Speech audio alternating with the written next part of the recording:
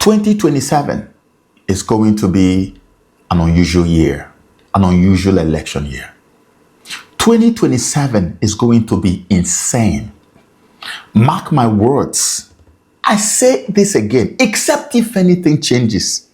Barring all unforeseen circumstances, P2B and El-Rufai are going to emerge as candidates for ADC. If they don't emerge, if it is not P2B and El-Rufai or P2B and someone else from the north, it will just be, I will conclude completely that Tinubu funded the setting up of the coalition ADC. 110%. Because there's no northerner that will come as a candidate that will not mean that Tinubu has won his second term in office.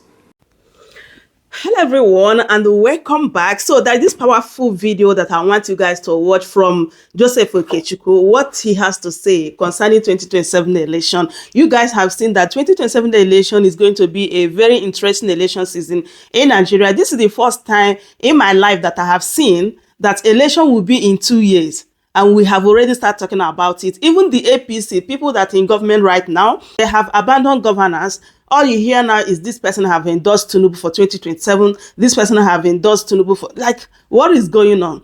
And there are lots of things are unfolding. So since 2 days now, we'll be hearing that Jonathan is going to be running for 2027 election. And all these things are propaganda because we have never hear directly from Jonathan whether all these things are true or not. But people are saying that if it's not true, why not him debunk it? Anyway, we are just watching to see how all these things are going to be unfolding, right? And people are saying that all these things are distraction. They just bring up this Jonathan running for 2027 presidential election just to distract P2B. Anyway, my people, let me allow you guys to listen to everything Joseph Okechukwu have to say concerning 2027 election, P2B, like everything that has been happening, especially what Kenneth Okonkwo said that it is only Atiku that can unseat Tinubu come 2027. Take a listen and hear everything that he said here. Please don't forget to subscribe. If today is your first time, give a video a like, share it as well. Thank you so much for doing so. The part 2, I explained to you guys some of my permutations, some of my predictions on what was to come. Most of it didn't seem likely. Most of it didn't sound like they were plausible, like they were even going to happen at all. But as we speak today, you can bear me witness that a lot of what I said in that video has now finally come to pass. Did you hear about the ADC, the coalition that was formed in Nigeria that took the incumbent APC by surprise? They never saw it coming. Even up to today, APC is still trying to understand what just happened. And I told you that something was going to happen, that the North has come to a place where they have decided that they can never trust Bola Ahmed Tinubu again. I told you that in those videos. I told you that no matter what happens, that the North is going to do whatever it takes to oust him in 2027. I even read for you where they made mention of what happened to Jonathan, who became a one-term president. And they even started referring to Tinubu as a one-term president. I told you that. And remember, I also told you how the Northerners were already discussing the possibility of having a viable Southerner to take the place of Tinubu. And I mentioned that P2B was the name that has been going around. That if they can have P2B and someone like El-Rufai, that is going to be a game changer that will knock Tinubu out of that place and make him a one-term president. I'm sure when you were watching me say those things in the video, you probably were like, what is this guy talking about? How on earth is this going to happen? But guess what? P2B and the El-Rufai I spoke about are members of the coalition. Voila, right? They are members of the coalition. And just recently, El-Rufai's son made a post saying that, this could have been a very good time for Atiku, who probably thinks that his time has finally come. But that going by the cult followership of P2B's followers, that the only person who could unseat Tinubu in 2027 with the backing of a northerner who will serve as his vice president, a popular, prominent northerner, that the only person who could do it is P2B, El-Rufai's own son.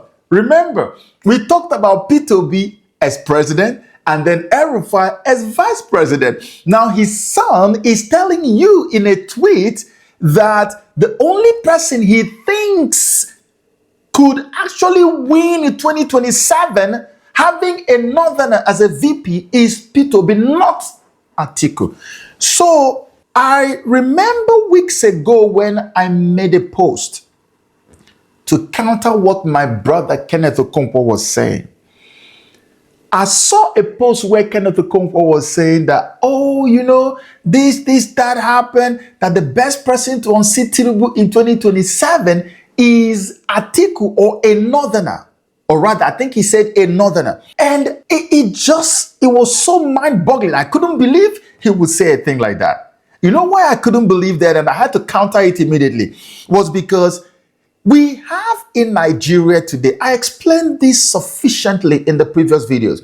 We have in Nigeria today a gentlemanly agreement that implies the northerners will rule for 8 years of a 4-year term each. And then after that, the southerners would take the same turn and do their own 8 years.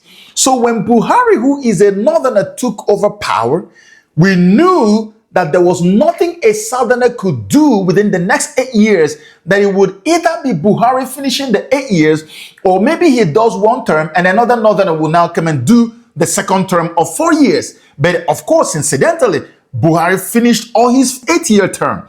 Now is the time for the southerners. It is Tinubu, who is from the south, that is taking the turn of the southerners. And that turn implies that we have 8 whole years to go. Tinubu has only done just 2 years. He has 2 more to go, and then he's now going to go into the second term of 4 years. So there is nothing anybody, because since 1999, this has subsisted. It has remained. Nobody has changed it. It could actually cause war if anybody tries to alter this arrangement. That's how serious it is. So I was wondering how anybody in their right senses will get up and say, hey, the only way to take Tinubu out of power or to make him a one-term president is by getting another northerner to come and compete with him from the opposition, ADC. That is absolutely ludicrous. It is impossible. Because the moment that happens, the first sentiment that is going to become very prominent in the South is that, oh, the northerners actually do think that they are the owners of this country. The northerners actually feel like they are untouchables, like they are larger than life. Like, I mean, who do they think they are? You did your 8 years, you now want to take another 40 years from the one that belongs to the southerners, so that it will be the northerners have done like 12 years when the southerners have done only 4 years. It doesn't make sense. In fact, the sentiment in the South is going to be so strong that even people who didn't like Tinubu or who don't like Tinubu at all will join to fight against that candidacy of the northerner called Atiku or whoever it might be. Because it is not the time of the North. The North has finished their own time. It is now the time of the South. And so the only way clearly that anybody can possibly psychologically, emotionally, and then politically oust Tinubu in 2027 is by showing up with or bringing a candidate from the South who is very formidable and very viable and massively loved by the people, who has what it takes to even oil and generate a lot of sentiment from disillusioned Nigerians and Southerners from everywhere to be able to vote against Tinubu. And not just vote against Tinubu, they start to defend their voting in 2027. And if truth be told, the only person who has that is P2B. P2B is the only politician in this present age outside of Buhari who actually can boast of having a voting bloc. that is solidly with him, that doesn't shift, doesn't go anywhere. Like year in, year out there, despite all that happened to them in 2023, the block, in fact, it has even grown larger than it was before. It has ballooned almost out of proportion right now. That's the only guy who can do that. And the Northerners know this, because to them, Tinubu's continued presidency is an existential threat to the North. If the North is complaining so bitterly about Tinubu now, imagine what they think about him coming for the second term. In their minds, they believe that Tinubu's second term means that the North is going to be wiped out, the North is going to end, all the legacies are going to end, everything about them is going to be finished, everything about them will be over. That's why recently, the Tinubu's camp was celebrating. They were all over the media, rejoicing over the possibility of having a so-called strong Northerner in the person of Kwankwaso to come into the APC camp, so that they can actually hold somebody. They say, oh, this one is a part of the APC, so we can use him to win a lot of Northerners to ourselves, during 2027. And so when the rumor was gaining a lot of strength, we started following it. And then it turned out that Kwankwaso actually was invited, and he had some what we call closed door meetings. Nigerian politicians do that a lot. Closed door meeting with the president. And after that, everybody was expecting for Kwankwaso to come out and then make a public statement and say, hey, I'm now with the president and the APC, and anybody who's against the president, the person needs to have their heads checked. And that's what everybody was expecting. And then all of a sudden, what we saw from Kwankwaso was now berating the president and his regime, saying that they have taken the North for granted, that they have abandoned and ignored the North, and that all the program that they are doing, all the developmental strides that he's claiming to do, that the North is left out of it. Can you imagine someone who was supposed to have gone to have a closed door meeting with the president on how to join forces with the president to win Northern votes? Now comes out, the first statement he makes publicly is to berate the president. Tells you how the Northerners feel about President Tinubu's regime. Because as far as they're concerned, this regime is going to destroy them. And the biggest problem too is that even the president's southern bloc is shaky. The reason it is shaky is that the president's appointments, if, for instance, the president came to power and said, okay, we're going to make this a North and South thing so that I can pull all the Southerners with me, and then we go to war with the Northerners and we're going to defeat them, all right? It would have been a different thing. But the president, rather than Southernizing his regime, he's Yorubanizing his regime.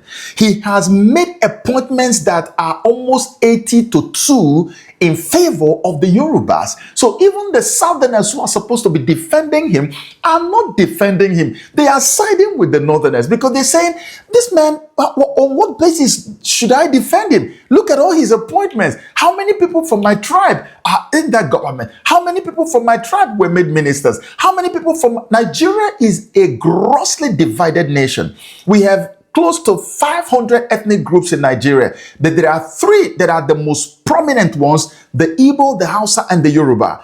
And the president seems to be actually on a mission to Yorubanize the entire nation, which I have no idea who was advising him to do that, because in a nation as divided as Nigeria, where all the three major tribes are actually massive nations on their own, you cannot possibly do that. The best thing you should have done is to embrace what they call the federal character. If Buhari did not do it, why would you also toe the path of Buhari? Why not bring a change and say, Buhari didn't do this, but I'm going to do it? And nobody is saying that other people should be more in number in your regime than the Yorubas. As a Yoruba person, there should be more Yorubas in your regime. But to the point of having now up to 80-90% in some appointments in favor of Yoruba against all the other tribes, it is mind-boggling.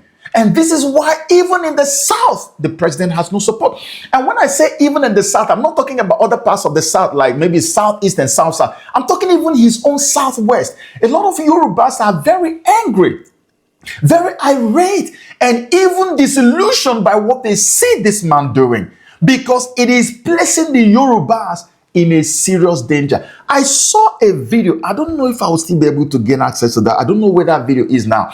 But I was at an event and somebody sent me the video. I was watching it. It was a Yoruba man who was very frantic. He was so frantic, screaming, saying, what is going on? That these northerners hate us so much. Can you imagine if power goes back to them? When power gets back to them, imagine what will happen to the Yorubas. So you see, from that man's video, you can tell the palpable fear that now permeates the entire Yoruba region.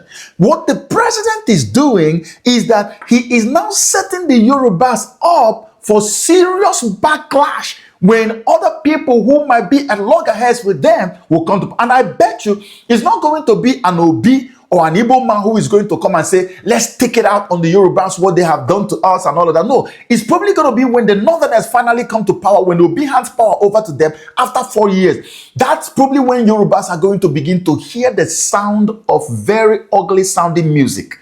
Because these guys will now decide, we are going to show Tinubu's people what they did to us. We will double it and do it to them. That's a possibility.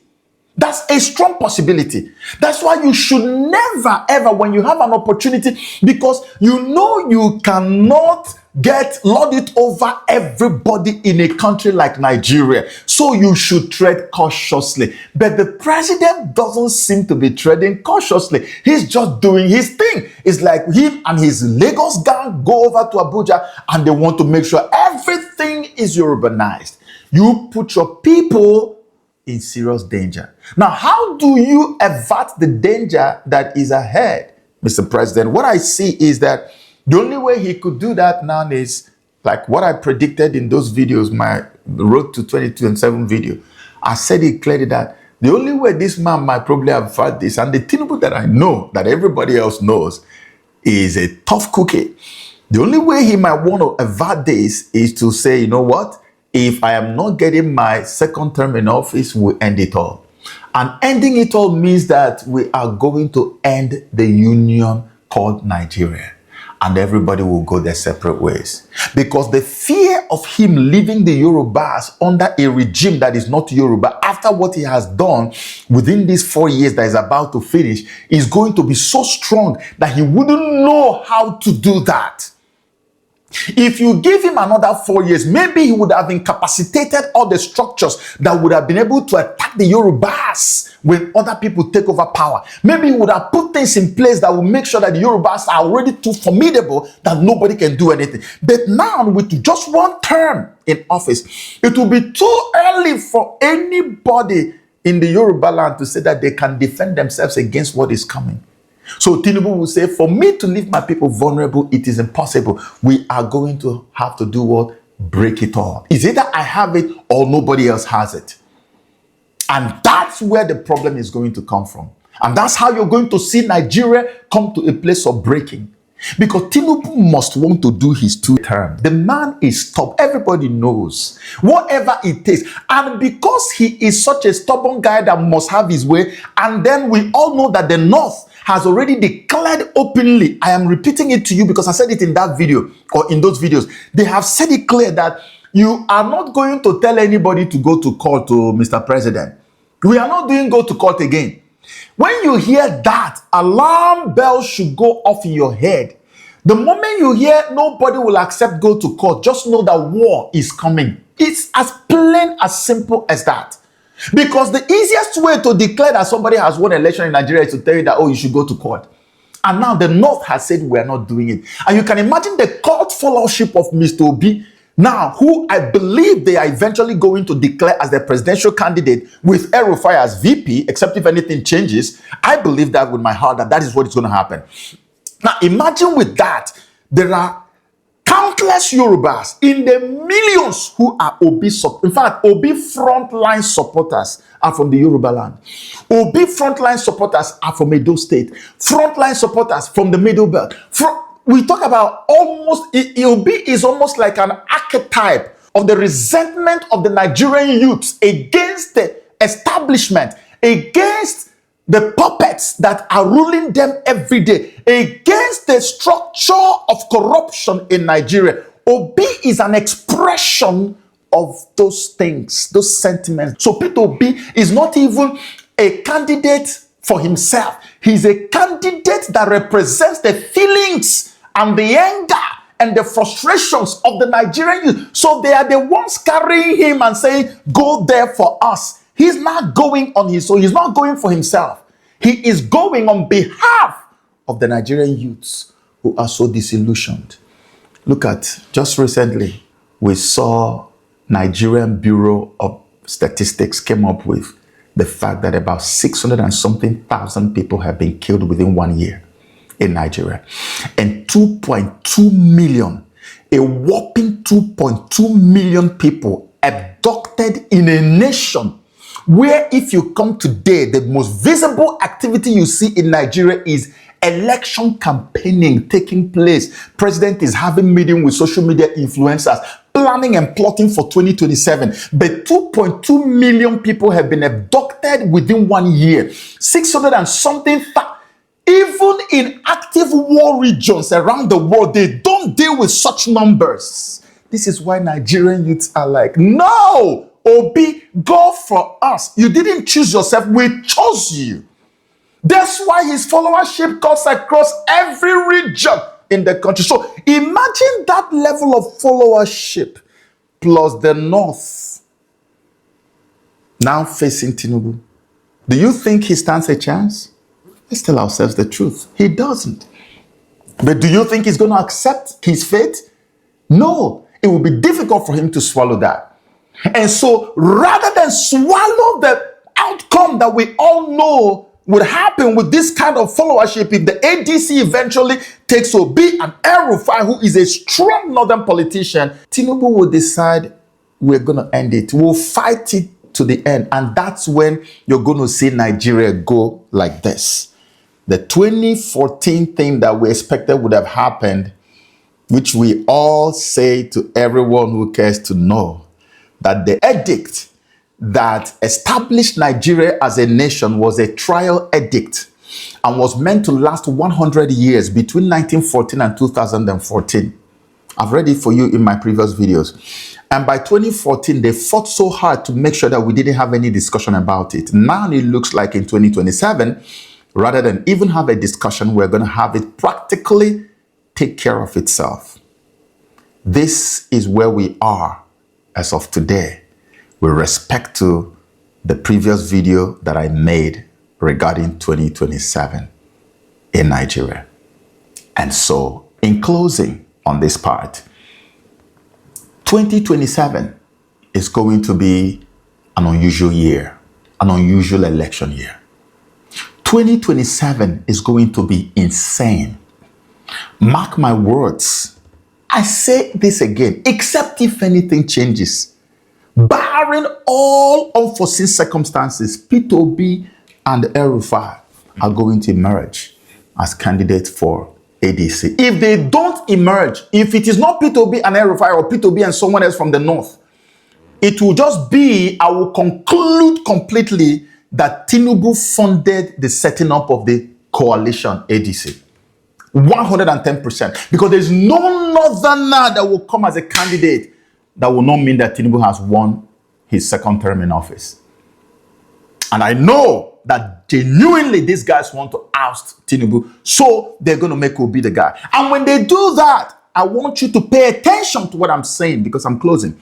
When they do that, the moment they make it official, Igbos in Yoruba land, you better get ready. You have seen it already, right? You've seen the bigotry, you've seen the action. They are going to unleash mayhem on Igbos, most Igbos that are in the region. Because now you're dealing with a war horse that is taking a lot of blows. That horse is going to kick in every direction. Even kick at his enemies and at his friends. He's going to kick everywhere. Most of it is going to be frantic. But the kick is going to happen. So you better be psychologically prepared for what is to come.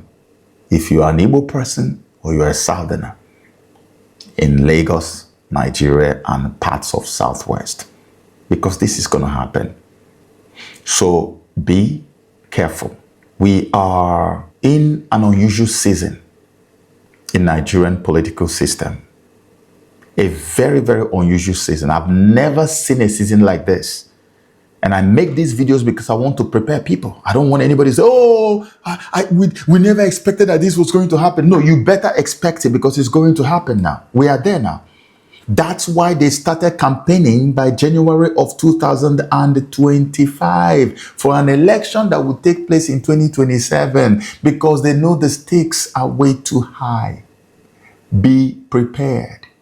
There is going to be a major national emergency all over the country because of this election. It is not going to be an election, it's going to be a war. That's why they are already having meetings with influencers, both online and on ground. It's going to be war. Don't call it election, call it warfare. It's a revolution. Be prepared. I am telling you right now. Now let's go to the part 2.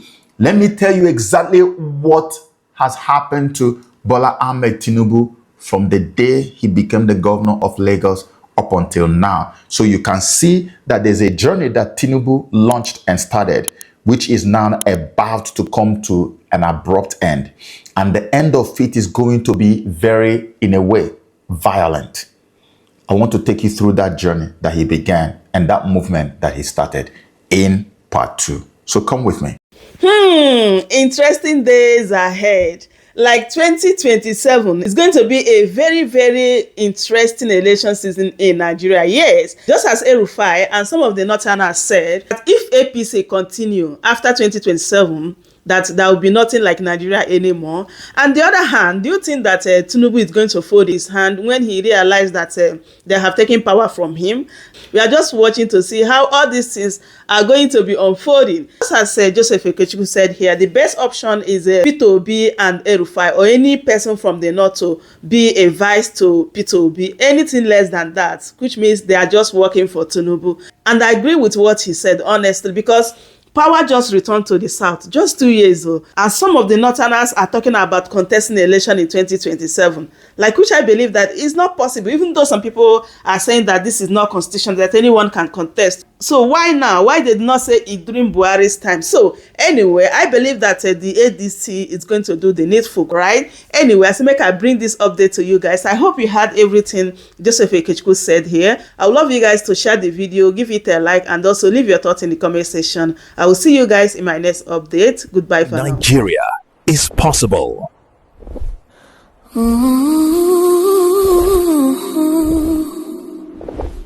Peter Obi, the president we desire.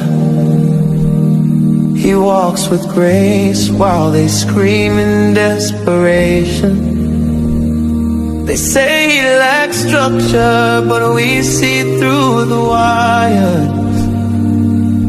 The structure collapsed under stolen aspirations.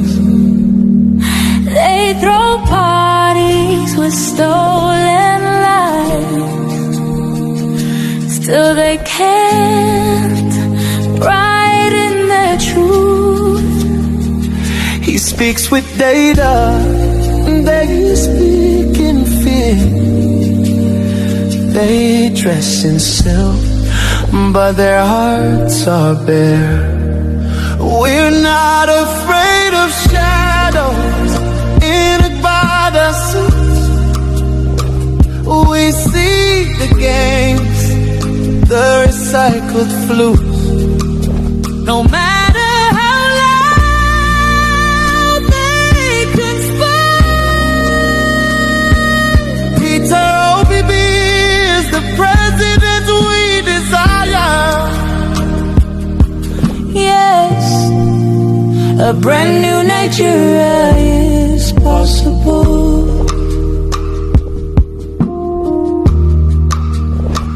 They promise hospitals, but flee abroad for care.